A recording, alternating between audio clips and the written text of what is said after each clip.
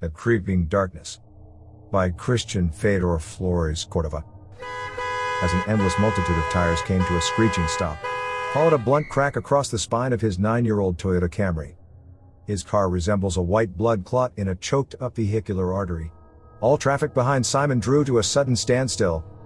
The jarring choir of road honking blasting so deafening he couldn't think what to do after feeling the prang rattle his teeth and jolted brain. As he exited his vehicle, he was gobsmacked by the mass cacophony. After spending 12 hours at a job that he only tolerated because it pays you enough money, this was not exactly what he hoped for by the end of his shift. He looked at his twisted and collapsed rear bumper bar and said, "Great, at least it didn't fall off. Hope this fucker has proper insurance," rolling his eyes. He saw the guy that was driving the offending vehicle. He was still not out of his automobile. To top it up, he was talking on his mobile phone. He slammed his palm over the boot of his machine. The smash had forced it open. Simon waved angrily and pointed with dismay at the damage, feeling ignored by the other driver. This really ticked off Simon. "Get out!" he yelled, running his hand over his hair, amazed by how many cars were waiting for this problem to resolve. In his frustration, he flailed his arms, looking for a second like a mad orchestra conductor before an automobile horn section. Finally, the offending motorist saw how irritated Simon was and gestured for him to approach the driver's side of the car. "I am sorry I hit you, I didn't mean to, it was an accident," said the man. Simon looked at the man and was aghast. All he could do was to nod in reply. He took a shaky photo of the man's driver's license and replied thank you as he tried not to choke on his saliva. Simon walked by to his car and sat there stupefied for a moment. As they finally began moving again, Simon switched his radio on, but instead of music, it played the 5 o'clock news. The state governor, an honorable, yet short man with a nose and eyebrows far too large to be aesthetically pleasing. He pleaded with the public to do the right thing and not hoard essential items.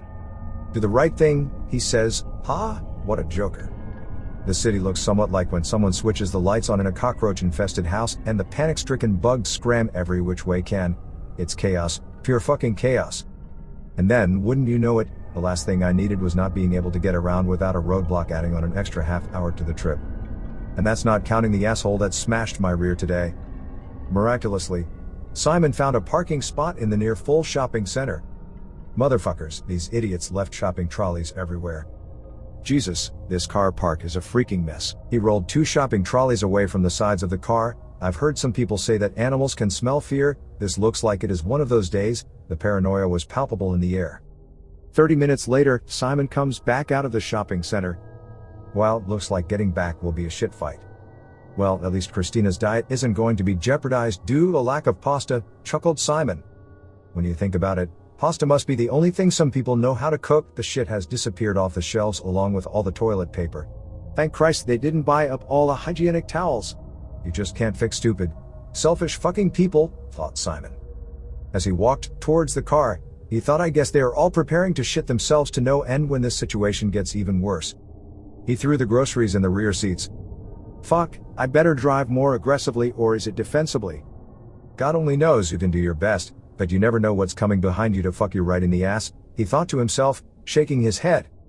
As Simon drove away, he immediately joined another several miles of congested traffic. Fucking hell, this will take forever, said Simon in a very irritated tone, banging his hands against the steering wheel. He parked in his driveway, still angry about the car mishap. Approaching the front door to his place, there were 2 letters sticking out from under the floor gap, looking like a pair of crooked front teeth on a rectangular caricature. He turned the key to the front door, and he heard Christina yell to the top of her voice. He rushed to her room upstairs, dropping everything as he launched himself up the flight of stairs. Her door was open. "Dad, Dad, Daddy," she repeated with bated breath. Simon took his 21-year-old daughter in his arms, and wished she could do the same. She could barely look up to him as her tears drenched the front of his work shirt. For a moment it was like when I held her for the first time, thought Simon. She could barely look up to him as her tears drenched the front of his work shirt. For a moment it was like when I held her for the first time, thought Simon. He knew that the screaming should disturb him, but he was rather familiar with it and expected it. Her mother used to do it, but the father in Simon could not help to act on it. Christina's mom died of the same illness 2 years ago. It runs in her family, the genetic abnormality, said the specialist. It is rather unpredictable when it unleashes in the body. You could be a child or an adult and it just grabs hold of you. And won't let go until you become as if frozen.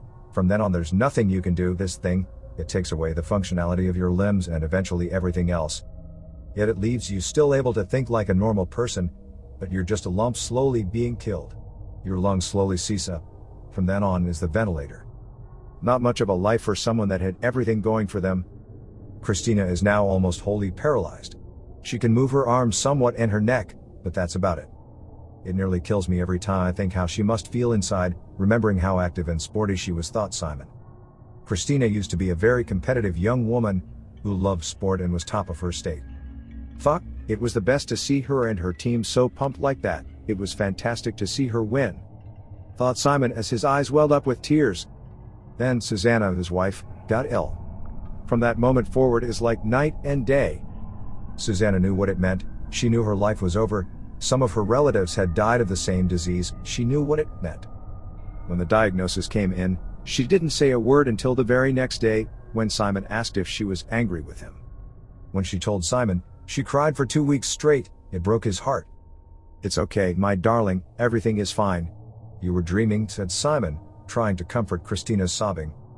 No, it was the shadow. It was here again. It was on the edge of the bed. It was getting larger, said Christina as she struggled to talk and breathe. Simon took some paper tissues from the side of the bedside table to dry Christina's tears. Her smile flashed at him from a 3-year-old photograph taken when she was with her mum at a friend's party. Well, it was Father's Day. They looked so joyous together. He thought for a moment. The day of that photo, he had to work the night shift, so he couldn't make it. Not for lack of trying, but some sons of bitches at the company had asked for a day off as well, and they got it. It didn't seem to matter to the management that these fellows had no families of their own. This was not the only time he missed out on a family celebration. It was one of many. That photograph felt to him like an unhealed wound in his mind. The regret was always with him. That job was like a catch-22. You're damned if you do, damned if you don't. Someone had to be the breadwinner. Simon wanted to send Christina to the best college he could afford, but with her mum being so ill, it would cost a fortune just to keep Susanna in hospital. They ended up having to sell their house to pay for the hospital bill. After the funeral, he and his daughter moved to this small rental. He took the photograph in his hands. "I guess to somebody else I am nothing but a loser, but I still got my girl. That's more than enough for me," he thought. "I've never won anything and soon I will lose everything that was cause for happiness in my life. Truth be told, I don't give a shit what happens to this damn city, pandemic or not. All I want is for Christina to get better. No matter, we are still together and that's all that counts." As he ran his right index finger over the photograph and around Susanna's face. "Baby, that was just a dream," said Simon, putting the photo back on the bedside table. Strange how fear twists everything in our minds. His wife used to say she felt like something would sit on her chest at night and it would suck the life out of her. "No, Dad, it is in the corners, it moves and it jumps on the bed," answered Christina in a trembling voice. "Don't worry, I am here now, baby. Nothing is coming. Whatever it was, it's gone now. It fears me," said Simon. "Hey, brought you some of what you wanted." "You mean baby food? Yuck," said Christina disappointedly. "Nope, it's chocolate." She smiled. "Let's watch a movie after dinner," said Simon, holding Christina's hand. "Yes, Dad, that sounds great." She couldn't help to cough after saying those words. He wiped the sputum away from Christina's mouth with more of the tissue. "I love you, darling. I love you more than anything in the whole wide world," said Simon. "I know, Daddy, I love you too," replied Christina. Simon kissed his daughter on the forehead and went back downstairs and to the kitchen. With her head sunk heavily in the pillow, Christina looked around the room without moving her head. She felt a little more self-assured that her dad would be with her if she fell asleep. Yet feeling so hopelessly immobile, knowing that something is furtively moving in the shadows of her room, waiting for her to fall asleep. She tried to put it out of her mind. He walked across to the kitchen, picked up the letters, along with the shopping, and placed them on the kitchen bench. "It's just another bill," glancing at the envelope. He continued arranging the groceries. He opens one of the cold beers from the previous day. He thought he could relax now, but then he realized that he hadn't looked at the second letter. It was from the local hospital. He took the letter out of the envelope marked confidential, placing it open on the kitchen bench, and had another sip of beer. It read, "Mr. Simon Fennick, the COVID-19 saliva sample you provided tested positive to the virus. We urge that you should follow the 15-day quarantine procedure." Suddenly, as the letter became clear, he broke into a coughing fit after swallowing the wrong way. "Say fucking what?" Simon yelled at the top of his voice. "What?" demanded Christina after hearing him shout to know what was going on. "Oh, no, Chrissy, it's just a fine I got in the mail," he replied. "A speed fine, that's all," said Simon, attempting to restrain his anxiety as he gasped and hacked. He could smell the hops from the beer on his breath. He could use a tissue. He continued reading, "A police representative will visit your address in the next few days to confirm that you are adhering to the rules of quarantine." He leaned against the fridge, wondering how to handle this. "I'll just call and get everything delivered, but what if I get it bad? Jesus, what if I can't handle it? Who will come and help me take care of Christina?" he brooded. About an hour later, they had finished their dinner. As usual, Simon sat in the armchair next to the left side of Christina's bed. A tall boy cabinet stood facing the foot of the bed, now filled with her used clothes. The TV on top of the tall boy played an old Adam Sandler film, their favorite actor. Christina didn't care for sleep, so she asked to watch something else. The full moon plodded through her window. She dreaded going back to sleep and into her nightmares. Simon had fallen asleep in the armchair and didn't hear Christina speaking to him. The TV reception crackled for a second. Her uneasiness returned. She managed a clenched fist and cried out, "Dad." "Well, I fell asleep," he said to himself. "You sure did," said Christina sarcastically. "I am sorry, baby, I was tired," said Simon. "Dad, please put another movie on. I don't want to go back to sleep just yet." "Sure, but I can't watch it with you." I remembered I got to make a call before I crashed. A rom-com started playing on the TV.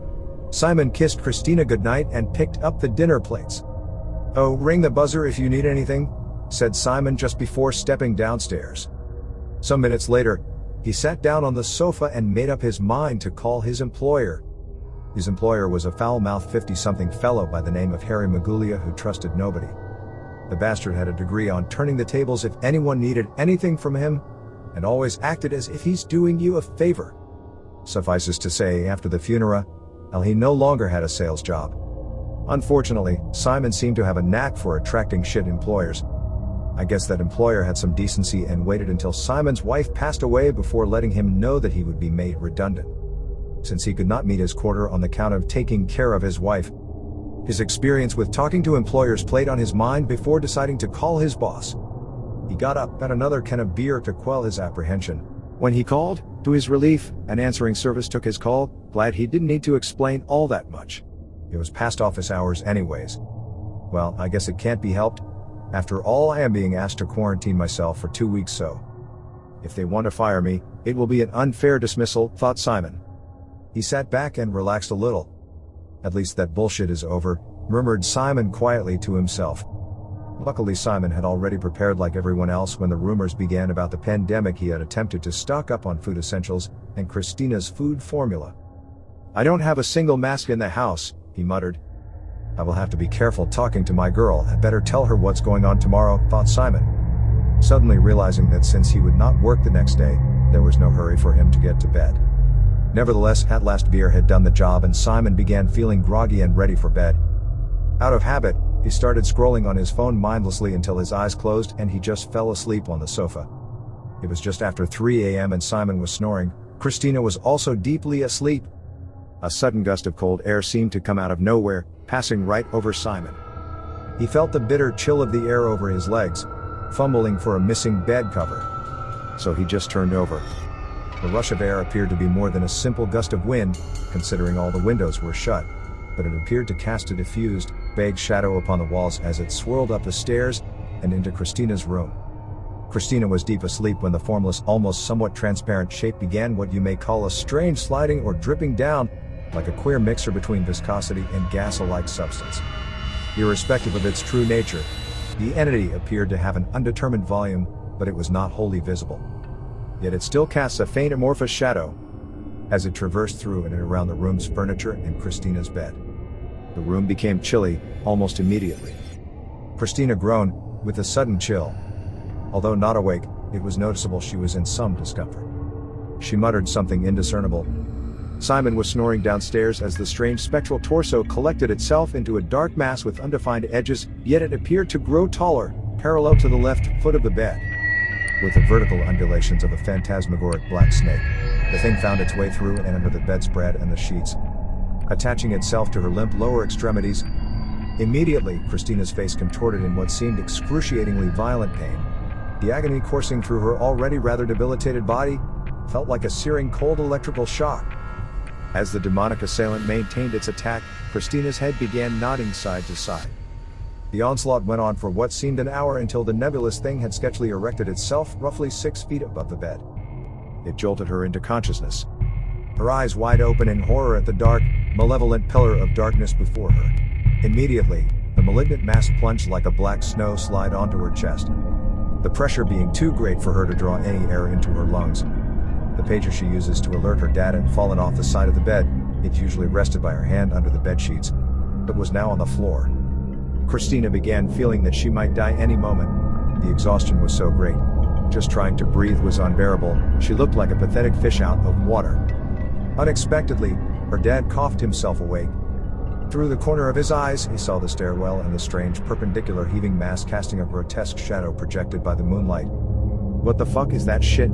Simon thought in consternation. Simon gathered his sluggish strength and slowly sneaked towards the newel post of the stairs. As he approached, he heard his daughter squirming and writhing.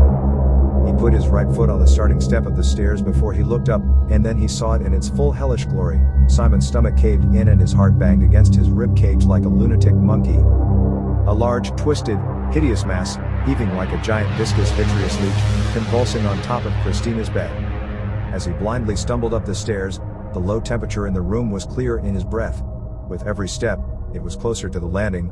Christina's tortured breathing was more strained. It stood at Christina's door, its form pulsating.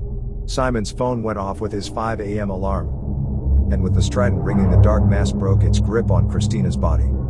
Turning to face Simon, it appeared to sneer at him for a second. It felt like an eternity to him, almost as if Simon's presence disgusted it. At once it sprang towards Simon, causing him to lose his footing in fright. Luckily, he had a good grip on the handle. A deep, angry growl from the thing ran through the house. It exited the home, they both thought. Simon took hold of his daughter and held her for what seemed forever. Both were shivering. That night felt like it lasted forever. Needless to say, the two didn't go back to sleep. Next day, Simon began having an intense migraine and noticed he was running a very high fever. As he sweated and perspired profusely, he began working on a handmade face mask in an attempt not to infect his daughter. Standing by Christina's bed, looking at her with his DIY mask, he asked, "Hey Chrissy, wake up. Wake up? How do I look?" "Like a crazy person," answered Christina. "That's my girl, sharp as a tack." Not long after he said that, his phone rang again. "It's the police number." "Sorry Mr. Fennick, but because of the high numbers of infections in your area, I have to inform you that you are under home arrest by the decision of the state premier," said the police officer. "There's got to be a mistake," exclaimed Simon. "I am sorry sir, but we will lock your gates to prevent you from exiting your property. Until further notice, our personnel will deliver a box of weekly rations and toiletries this evening." "This can't be. We need to get the hell out of this house." "Why are we leaving, Dad?" asked Christina. "I saw it, I fucking saw it," said Simon. "What did you see, Dad?" she asked. "The thing I saw it, the dark thing that you dream about, I saw it, I believe you," he answered, with a terrified look in his face. Christina broke into tears. Simon hugs his daughter tightly. "Whoa Dad, you feel very hot," said Christina. "I don't feel very good actually. I could use a glass of water. The cops are coming later to check on us. They will force us to stay here. We have no choice. I got tested a couple of days ago on the way home and I got the diagnosis in the mail yesterday. It said I tested positive. That's why I'm wearing this silly mask around you. Look, darling, for all we know I already infected you and you're going to get sick, but maybe you're still okay. But I better not be around you too much in the room." "But what if the shadow comes back again?" asked Christina. "I'm going to set up a sleeping bag by your door. I'm going to keep your door closed, so if it tries to come in it will have to go through me first," said Simon. "Aren't you scared, Dad?" said Christina. "But baby, you are the light of my life. I'm not going to let anything happen to you." "I love you, Dad," said Christina. Later that evening, Simon's phone receives a text message, "Please look through your front window." He did, and there were 3 cops. One had dropped a box full of goods on the doormat and the other 2 were wrapping a chain around the front gate. "Hey, listen, my daughter is sick." "Yeah, we know," said one of the cops. "No, you don't understand. She can't move," said Simon. Simon walked out of his house and towards his front gate. "Stay back," said one of the cops with one hand on his taser gun. "I can't fucking believe this shit," Simon thought apprehensively. The cops told him again to stay indoors until there is a change in state policy. He took the box into his house. "Well, I guess that's it, we are locked in here, fucking pigs," muttered Simon. He called the police again, demanding to be let out of quarantine due to unusual circumstances. "Can you explain why you believe you must leave your home?" said the cop on the other side of the line. "Well, look, I explained this already to the other officer. Why do I have to say it again?" asked Simon. "Sir, I don't believe you," and he hung up. Unfortunately, the officer was not in the habit of believing in haunted houses. Simon spent the rest of the day in a maddening effort, calling just about anyone that could help them, but everyone was in the same situation. He left several messages with his younger brother, but it was useless. Level 4 restrictions, they all repeated. Apparently, only one family member was allowed out on the streets, notwithstanding his front gate had been chained by the cops. After feeding his daughter, he sat by Christina's door and explained to her what the situation was. "Look, sweetheart, the cops are never going to believe why we want out of the house. We are pretty much under house arrest. I am not feeling all that great right now, but if I feel worse tomorrow I will do everything I can to get you out of the house and to some place safe, okay?" "Okay, Dad," said Christina. So, after dinner, Simon did as he planned and he set up a couple of bed dunas and a sleeping bag by Christina's door. Unable to fall asleep, he wondered if this horrific thing would manifest again over his daughter's bed. "Christina, are you asleep?" whispered Simon. "No, Dad, I am not," said Christina. "Oh, I'm so sorry, baby, I didn't mean to wake you," he said. "No, you didn't, Dad, I was awake," said Christina. "Hey, darling, guess what happened?" said Simon, hopping to cheer Christina up a little. "What happened, Dad?" she responded. "Well, someone ran into the back of the car. This guy pissed me off so bad, you've got no idea. I honestly thought this fellow was an arrogant prick. He didn't want to get out of his car, or so I thought, you know. We were holding up at least 30 cars behind us. I got so riled up with this guy. He just sat there while I was yelling, you know. He just would not get the fuck out of his car. Anyways, he signals me with a nod to come to his car, so I did, but hey, I was furious. I was going to give him a piece of my mind, and then I looked at him sitting there behind the steering. This guy had no fucking arms, at least not proper ones, and one prosthetic leg. His one arm was not an arm but what do you call it, a vestigial thing. Honestly, I had never been more shocked and revolted in my entire life. A strange, small, tiny appendage with an elbow and 3 fingers, which he used to turn a swivel ball to steer that car. The sight hit me like a ton of bricks. For a second I nearly threw up. Simon turned his head to look over his shoulder, and asked, "Do you think I'm an asshole?" "An asshole? Why, Dad?" asked Christina. "Because I was so incredibly disgusted by this guy. I thought I was going to throw up right over his car. I don't know how I kept it together. Honestly, I was grossed out." "At least he can drive and has an arm," said Christina. "See, I'm a fucking asshole. I don't know when to shut the fuck up." "Yeah, you sure are an asshole, Dad, ha ha." They both laughed for a couple of minutes. During the night the weather had turned ugly and a large thunderstorm had grown menacingly over the county. A few minutes later, the thunderstorm started pelting Christina's window. "Dad, is anyone coming to help us out?" "No, sweetheart. We are under level 4 lockdown restrictions. I am sorry." "Don't worry, we will be fine. I will have it all figured out tomorrow, I promise. I will continue calling your uncle tomorrow, hopefully he'll answer." "Hey, Dad." "What is it, darling?" "Uncle Michael sucks," said Christina. "Yeah, I know," he answered. Both broke into laughter. "Anyways, he may suck a whole bunch, but I will continue calling him. Hopefully he'll return my calls at some stage."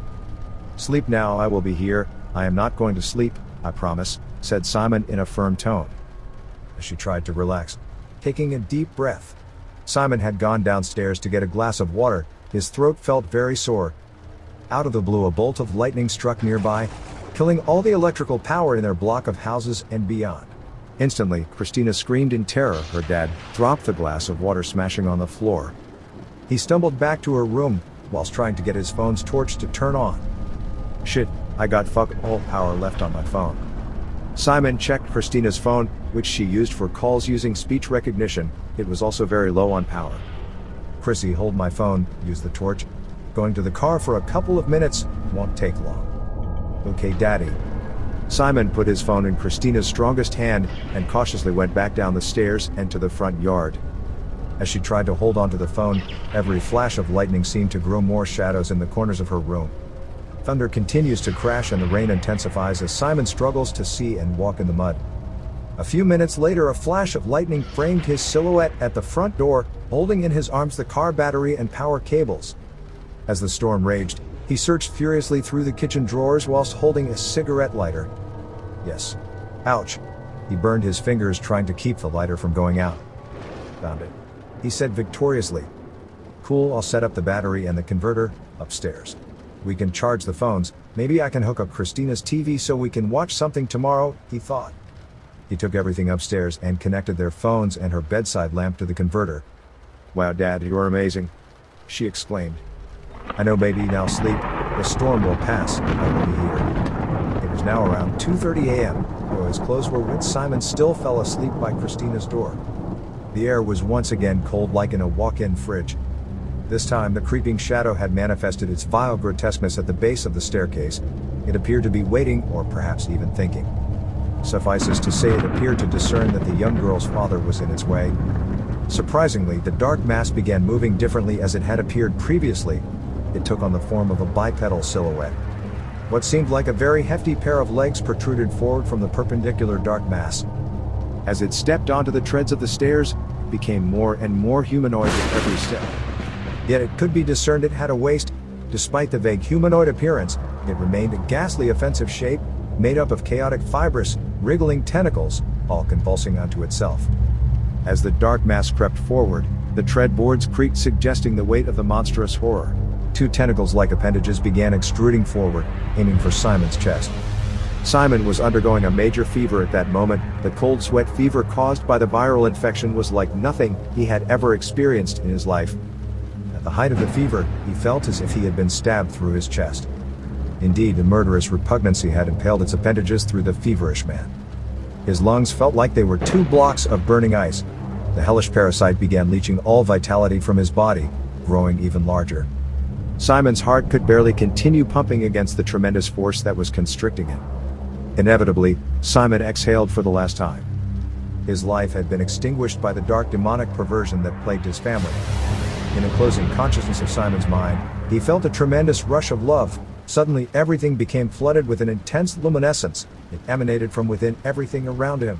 He was no longer the powerless victim of a demonic ejection. Simon didn't know where he was, but he felt at peace. A luminescent human figure greeted him and communicated to him that his job was not over. Simon's corpse blocked the door to Christina's room. The dark, murderous mass pushed with an invisible force and the door flung open. It approached Christina as she whimpered in bed, fully conscious of what was going to take place. "Mom, Daddy," she cried out, her tears blurring her vision. Perhaps this was a last saving grace for her young life. Simon's cold body instantly jerked back to life with an almighty deep gasp. Instantly, he grabbed onto the ends of the battery. The electricity made his clothes steam with the surge running through Simon's body. Now the dark, creeping mass stood taller than a man. It oozed a dark, fetid sludge, seething as it maintained its erect posture. Clenching his teeth, he wrestled his body forward to tackle the dark fiend. As the deformed abomination began to smother Christina's bed, she began to cry out for help. "Daddy, Daddy," she cried. The malformed terror fell off the bed as Simon stabbed it with both ends of the battery power cords. Without warning, all the lights and all electrical devices switched on in the house. Christina's room began to radiate light from all corners. The entity was stunned by all the light sources and had begun smoking between Simon's hands. To Christina's astonishment, her TV began to radiate an intense, blinding bright light from its screen.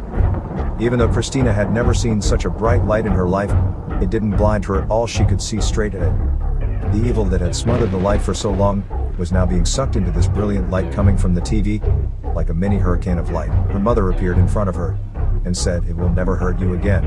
We are taking it away from the world. We love you." Her mom grabbed hold of the entity's tentacles and dragged it back into the light. All the light faded away, leaving Christina sitting up in her bed. She realized she could move again, although her muscles were weak. She pulled herself out of bed and towards her dad. His body appeared lifeless and his clothes were still steaming. She sat next to him, took his hand and said, "Thank you, Daddy. Say hi to Mom for me." "Say what?" "I'm not dead yet, sweetheart, but I do think I got the flu." "Hey, wait a second, you can walk." Yes, Christina replied.